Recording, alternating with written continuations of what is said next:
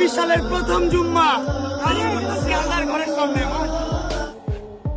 এবার জুতা পায়ে দিয়ে মক্কায় তাওয়াফ করছে টিকটকার প্রিন্স মামুন।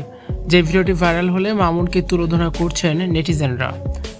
ভিউয়ার্স, পুরো ভিডিওটি দেখে অবশ্যই আপনার মতামতটি জানিয়ে দিন। টিকটকার প্রিন্স মামুনের নোংরামি দিন দিন যেন বেড়েই চলেছে। এবার ওমরা হজ পালন করতে গিয়ে টিকটক ভিডিও বানিয়েছে প্রিন্স মামুন। ওমরা নয়, যেন টিকটক ভিডিও করতেই সে মক্কা শরীফে গিয়েছে। নেই কোনো ভদ্রতা শিষ্টতা। এর মধ্যে একটি ভিডিওতে দেখা যায় মামুন জুতা পায়ে কাবা শরীফ তাওয়াফ করছে, জুতা পায়ে দৌড়াদৌড়ি করছে।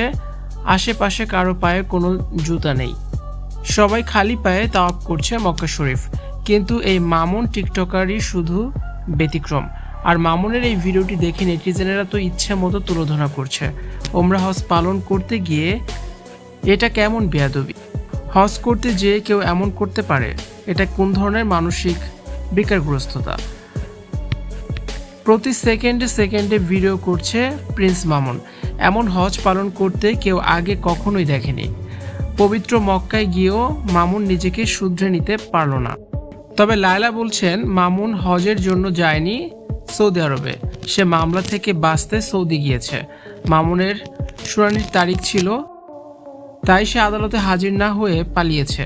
তবে পালিয়ে আর বাঁচতে পারল না প্রিন্স মামুন।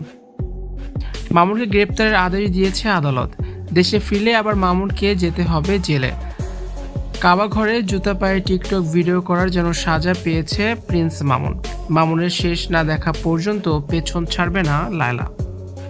ভিউয়ার্স, মামুন যে জুতা পায়ে কাবা ঘরে এমন দৌড়াদৌড়ি করছে, এটা নিয়ে আপনাদের কি মন্তব্য জানিয়ে অবশ্যই কমেন্টস করুন আর ভিডিওটি শেয়ার করার অনুরোধ রইল।